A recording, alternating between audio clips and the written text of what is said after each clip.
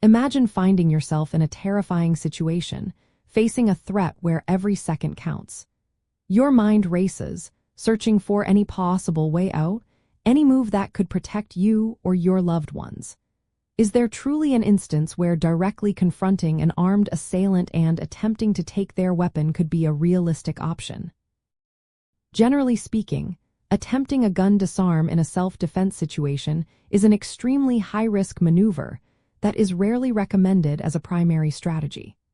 The overwhelming consensus among self-defense experts is that avoidance, de-escalation, and escape are almost always the safest and most valuable options when confronted with a firearm.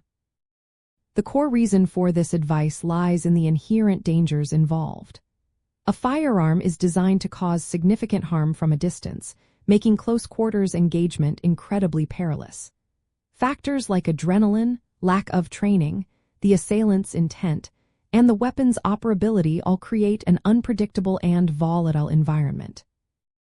Even highly trained individuals like law enforcement officers or military personnel often avoid disarming attempts unless absolutely necessary and only under specific circumstances where distance cannot be created. The weapon could be fired at any moment, injuring or killing you or innocent bystanders, even if you manage to grab it. Therefore, the most practical approach when facing a gun is to prioritize your life above all else. This means complying with demands if possible, looking for opportunities to escape, or de-escalating the situation through calm communication.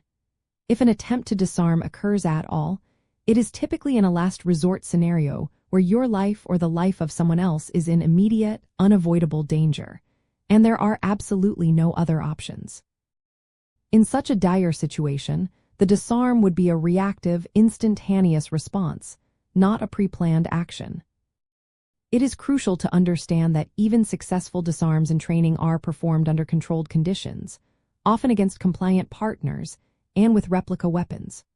Real-world scenarios are messy, chaotic, and often involve multiple attackers or other unforeseen complications.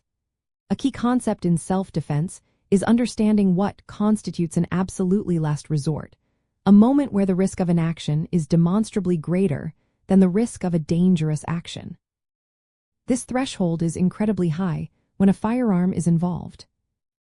Ultimately, recognizing the extreme danger posed by a firearm and focusing on strategies that maximize your safety through avoidance and escape are the most effective ways to protect yourself. While the idea of a heroic disarm might seem appealing, the reality is that such an action carries an immense and often unacceptable risk, making it an option only considered when every other avenue of survival has been exhausted.